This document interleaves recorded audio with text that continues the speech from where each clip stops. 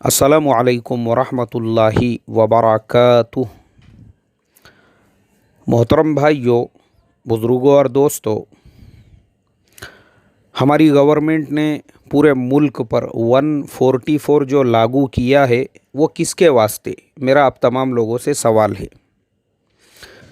वो सिर्फ़ इसलिए है क्योंकि हम लोगों की जो जान है, जान वो महफूज रह सके।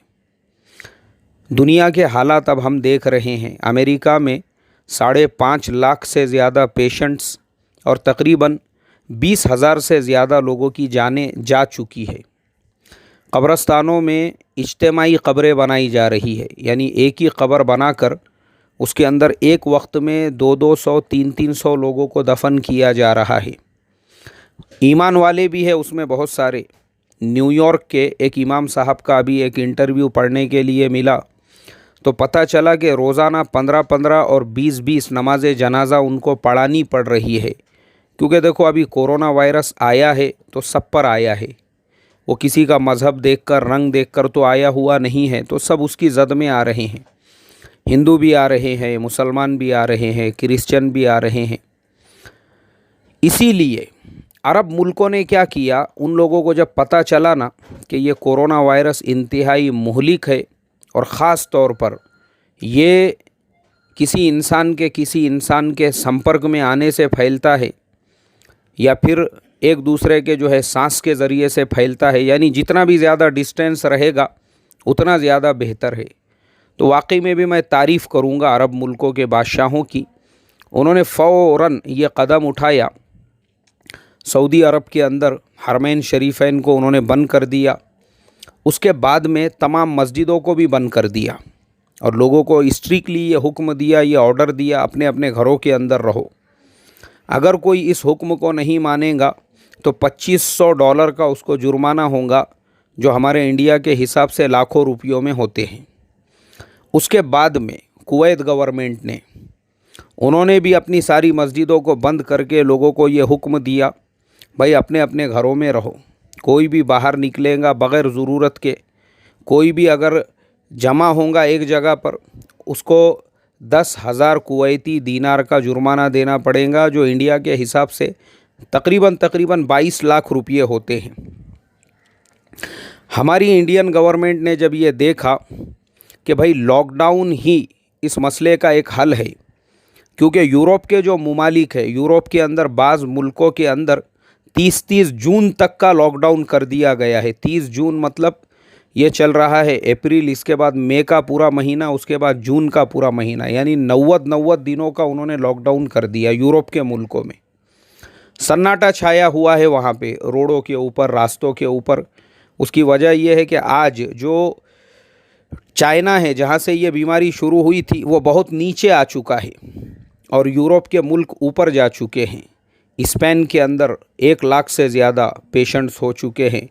मरने वालों की तादाद हज़ारों में हो गई। इटली में हज़ारों में हो गई। जर्मनी का यही हाल, फ्रांस का यही हाल, ब्रिटेन का यही हाल के 10,000 से ज़्यादा लोग वहाँ पे भी अपनी जान गंवा चुके हैं। यहाँ तक कि वहाँ के जो वज़ीर आज़म हैं बोरिस जॉनसन, वो ख़ुद भी फ़िलहाल जो है आइसोलेशन के अंदर है। तो यूरोप के मुल्कों ने सख्त कदम उठाया। अब हमारी भारत की जो गवर्नमेंट है, हमारी गवर्नमेंट ने भी बाज़ स्टेट्स के जो मुख्यमंत्री है, उन्होंने पहले ही ये फ़ैसला लिया। हमारे महाराष्ट्र के जो मुख्यमंत्री है माननीय उद्धव जी ठाकरे, उन्होंने पहले ही ये डिसीज़न लिया और पूरे देश में लागू होने से पहले उन्होंने महाराष्ट्र में 1 हफ़्ता पहले ही लॉकडाउन कर दिया और 144 को लागू कर दिया।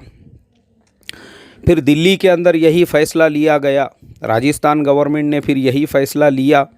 होते होते फिर एक वक्त ऐसा आया कि हमारे माननीय प्रधानमंत्री जी ने इसको पूरे देश के ऊपर लागू कर दिया कि लॉकडाउन ये पूरे देश के लिए रहेगा। 21 दिन के लॉकडाउन में हमको रहना है। इसमें मेरे मोहतरम दोस्तों, सबसे बड़ा हमारा फ़ायदा ये हुआ, लॉकडाउन करने की वजह से ये जो बीमारी है आज जो है ना, आज हमारा फिगर जो है अल्हम्दुलिल्लाह वो बहुत कंट्रोल में है। जो आज 8-10 हज़ार हमारे यहाँ पे पेशेंट्स है, वो लॉकडाउन करने के बाद बहुत कंट्रोल में है। अगर हमारे यहाँ पे ये लॉकडाउन फ़ौरन उसी वक्त में नहीं किया जाता और ये लोग और फैल जाते तो आज इंडिया के अंदर तकरीबन 8 लाख से ज़्यादा कोरोना वायरस के पेशेंट्स होते थे। पूरे मुल्क के अंदर हाहाकार मच गया होता था। मुल्क का इतना बुरा हाल होता था कि मुल्क के अंदर कोई किसी का पुरसाने हाल नहीं रहता था। लाशें उठाने के लिए किसी के पास टाइम और जगह नहीं रहती थी। लेकिन अल्लाह का करोड़ों दर्जे एहसान है, हमारी गवर्नमेंट ने फ़ौरन ये डिसीज़न लिया, ये फ़ैसला लिया और पूरे मुल्क के अंदर 144 जो लागू किया वो इसीलिए ताकि हमारी जानें महफूज रहे। और इस्लाम के अंदर भी अपने जान की हिफाजत करना ये फ़र्ज़ है। जान बचाने के लिए ज़रूरत पड़ती है, कुछ खाने के लिए नहीं है। उस वक्त में सूअर का गोश्त तक खाने की आपको इजाज़त है, पीने के लिए कोई चीज़ नहीं मिलती है और मर रहा है इंसान तो शराब पीकर भी वो अपनी जान बचा सकता है। इस्लाम ने उसको इतनी इजाज़त दी है, क्योंकि जान जो है, अगर आपकी जान रहेगी उसके बाद में ही आप बाकी के नेक आमाल और दीनी आमाल जो है वो कर सकोगे। अगर आपकी जान ही नहीं बाकी है तो फिर क्या है? फिर अब अगर इंसान का इंतकाल हो जाए, कब्र में चला जाए, तो फिर क्या वो बाद में तौबा करेगा, इस्तिग़फ़ार करेगा, बाकी की ज़िंदगी में नेक आमाल कर सकेगा? क्योंकि है ही नहीं वो दुनिया के अंदर। अब यहाँ पे प्रॉब्लम जो हो रहा है मेरे मोहतरम दोस्तों, वो ये हो रहा है कि 144 का मतलब ही ये है कि कहीं पर भी 2-3 लोगों से ज़्यादा लोग, और वो भी सोशल डिस्टेंस रखकर, जमा नहीं हो सकते हैं। गवर्नमेंट ने क्या किया? सारे मंदिरों को बंद करने का हुक्म दे दिया, सारे मस्जिदों को बंद करने का हुक्म दिया, सारे गिरजा घरों को बंद करने का हुक्म दे दिया। अब प्रॉब्लम यहाँ पे ये हो रहा है कि माशाअल्लाह हमारे हिंदू समाज के जो भाई है वो पूरी तरह से कोऑपरेट कर रहे हैं। बम्बई के अंदर सिद्धि विनायक मंदिर, रोज़ाना की करोड़ों की इनकम है उस मंदिर की, उन्होंने अपने मंदिर को लॉक मार दिया। शिरडी का साईं बाबा मंदिर, उन्होंने उसको लॉक मार दिया। हमारे हिंदू भाइयों का नवरात्रि का जो त्यौहार है, वो अभी नवरात्रियों का टाइम चल रहा था, वो बेचारे सब अपने घरों के ऊपर है, घरों पे ही वो पूजा अर्चना करने में लगे हुए हैं। यहाँ तक कि हमारे जो क्रिश्चियन भाई है, अभी ये जो जुमा गया, इस जुमा को उनका गुड फ्राइडे था। गुड फ्राइडे मतलब, क्योंकि देखो क्रिश्चियन लोगों के ज़्यादा फेस्टिवल्स नहीं होते हैं, ज़्यादा से ज़्यादा उन लोगों का एक क्रिसमस होता है, ईस्टर होता है और गुड फ्राइडे होता है, उसके अलावा कुछ नहीं होता है। तो गुड फ्राइडे उनके लिए एक बहुत बड़ा जो है वो फेस्टिवल होता है, एक बहुत बड़ा इबादत का दिन होता है। लेकिन गुड फ्राइडे को उन्होंने अपने सारे चर्चों को ताले लगाए हुए थे और ऑनलाइन जो है वो प्रेयर का इंतज़ाम किया हुआ था। भाई लोग अपने अपने घरों पे रहेंगे, ऑनलाइन हम प्रेयर करेंगे। और मैं न्यूज़ में देख रहा था तो पूरे मुल्क में जिन स्टेट्स के अंदर क्रिश्चियनों की आबादी ज़्यादा है, जैसे केरला वगैरह है, लोगों ने फुल वहाँ पे कोऑपरेट किया, गवर्नमेंट को भी, और जो चर्च के अंदर ऑनलाइन प्रेयर हो रही थी उसको भी। रहा मसला हमारे मुस्लिम समाज का, अल्हम्दुलिल्लाह ये बात काबिल तारीफ़ है कि हमारा मुस्लिम समाज भी जो है, जो हमारी कौम के दानिश्वर है, समझदार लोग हैं, उन्होंने पहले ही ये डिसीज़न ले लिया कि भाई हम भी अपनी मस्जिदों को बंद रखेंगे। इसलिए सबसे पहला जो ऐलान आया, बॉम्बे की जामे मस्जिद का जो ट्रस्ट है उनकी तरफ से सबसे पहले ये ऐलान आया कि बॉम्बे की जामे मस्जिद का जो ट्रस्ट है उसने ये फ़ैसला लिया है कि बॉम्बे की जामे मस्जिद में जुमा नहीं होगी। शब बारात के अंदर कब्रस्तानों के दरवाज़े भी बंद रहेंगे, इसलिए जुमा की बजाय लोग अपने अपने घरों पे ज़ोहर की नमाज़ अदा करें और शब बारात के लिए कब्रस्तानों में जाने की बजाय अपने घरों पे ही अपने मरहूमीन को ईसाले सवाब पहुँचाएँ। तो माशाअल्लाह मुसलमान समाज के अंदर जो समझदार तबका है और जो ऐसे ट्रस्ट है, उन्होंने पहले ही ये सारे फ़ैसले ले लिए थे। अपने मस्जिदों को उन्होंने लॉक कर दिया। मस्जिद के अंदर रहने वाले 2-3 लोग हैं, वही लोग जो है अब सिर्फ नमाज़ पढ़ रहे हैं। लेकिन मुस्लिम समाज के अंदर एक बहुत बड़ा तबका ऐसे लोगों का भी है जो 144 को मानने तैयार नहीं है, अपनी मनमानी करने के ऊपर तुला हुआ है। बोले मस्जिदों में अगर नमाज नहीं पढ़ने देते, हम टेरिस पे जुमा पढ़ेंगे, हम पार्किंग में जुमा पढ़ेंगे, हम किसी बड़े का अगर मकान होगा उसके अंदर अच्छा बड़ा सहन होगा वहाँ पे जुमा पढ़ेंगे। जुमा तो दो छोड़कर जुमा के अलावा की भी जो नमाज़ें हैं लोग वो भी जो है इज्तिमाई तौर पे पढ़ रहे हैं। अल्लाह हिफाजत फरमाए मेरे मोहतरम दोस्तों। और अफसोस इसलिए होता है कि बाज़ लोग दूर से उन्हीं टेरिस पे नमाज़ पढ़ने वालों की फ़ोटो लेकर उसको सोशल मीडिया पे चला रहे हैं कि बोले देखो ये जिहादी मुसलमान।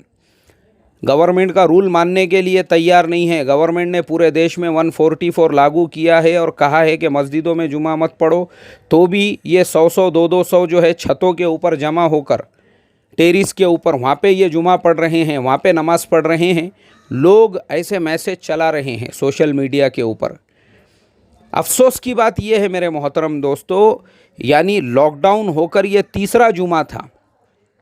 तीसरे जुमा को भी मुर्शिदाबाद और महाराष्ट्र के कुछ इलाक़ों में, गुजरात के एक शहर में, वडोदरा के अंदर ऐसे ही बहुत सारी जगहों पर फिर से ये पता चला कि लोग मानने को तैयार नहीं थे। मस्जिदों के अंदर लोग जमा हो गए और जमा होने के बाद में जो है फिर उनके ऊपर कार्रवाई की गई।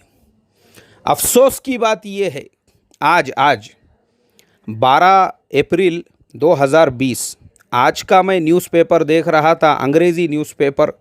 उसके अंदर ख़ुद एक ख़बर ये पढ़ने के लिए मिली कि कुछ मस्जिदों के अंदर कुछ लोग अभी भी ऐसे थे जिन्होंने गवर्नमेंट को इन्फॉर्म नहीं किया था। फिर गवर्नमेंट ने जो है अपनी एम्बुलेंस बुलाकर उन लोगों को हॉस्पिटल के अंदर पहुंचाया और मस्जिदों के जो ट्रस्टी थे उनके ऊपर कार्रवाई की गई। मेरे मोहतरम दोस्तों, मुझे आप बताइए, इस तरह की ख़बरें जब टीवी चैनल वाले चलाते हैं, उस पर डिबेट करते हैं, न्यूज़पेपर्स के अंदर आती है, हमारे मुसलमान समाज के लिए ये शर्म की बात है या नहीं है? आप मुझे रिप्लाई करो, क्योंकि मैं तो ये समझता हूँ ये इस्लाम को बदनाम करना है। ये जिन लोगों को ये लग रहा है नहीं नहीं हम तो बहुत पक्के मुसलमान हैं, हम बहुत पक्के मुसलमान, हाँ हम तो कुछ भी हो जाए, गवर्नमेंट कौन सा भी कायदा कानून लागू करे, हम तो बिल्कुल अपनी मनमानी करके रहेंगे, हम जुमा पढ़ने का था पढ़ते रहेंगे।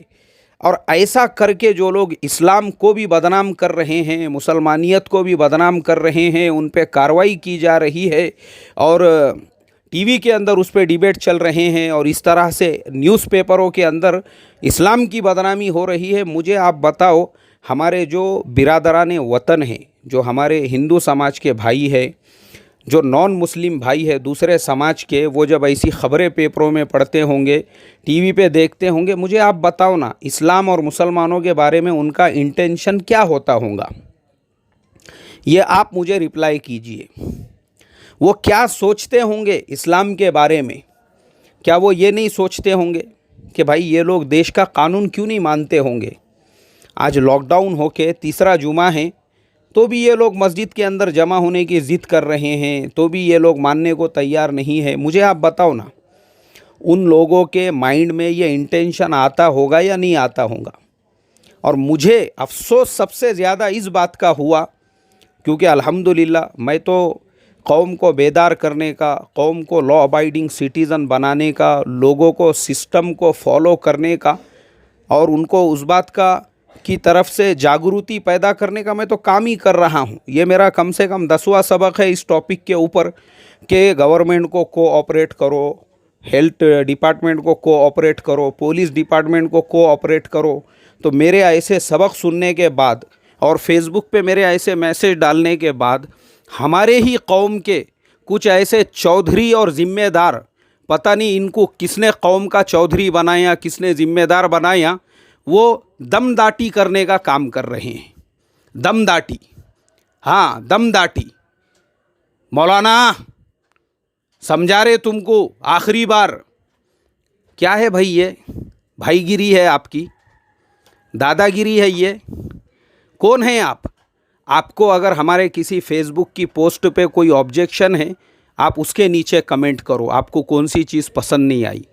हमारे यूट्यूब के किसी सबक पे एतराज़ है, उसके नीचे कमेंट करो। कॉल करके दमदाटी करने का, धौंस मारने का, अपनी चौधराहट, अपनी भाईगिरी, अपनी दादागिरी दिखाने का आपको रत्ती बराबर का हक हासिल नहीं है।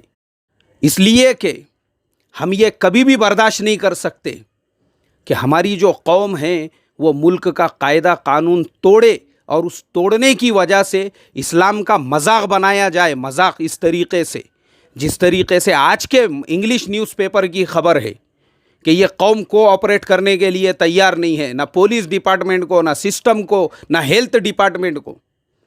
डिबेट चल रहे हैं, जो मस्जिदों की तस्वीरें और लोग ज़बरदस्ती नमाज़ पढ़ने की कोशिशें कर रहे हैं। एक शहर के अंदर तो लोगों ने पिटाई कर दी है पुलिस वालों की। ये इस्लाम है, ये इस्लाम सिखाता है। और हम अगर कौम को सुधारने की, कौम के अंदर जो है जागृति पैदा करने की बात कर रहे हैं, तो कौन सी गलत बात है इसके अंदर? ये काम है हमारा। हमारे नबी ने हमको हुक्म दिया, अच्छी बात का हुक्म दो, बुरी बात से रोको, और आखिरी सांस तक हम ये काम करते रहेंगे इंशाअल्लाह, कौम को सुधारने का, कौम में जागृति पैदा करने का। इसलिए मोहतरम दोस्तों, मुल्क के कायदे कानून का सम्मान करो। टेक केयर, अपना बहुत बहुत ख्याल रखना। जय हिंद।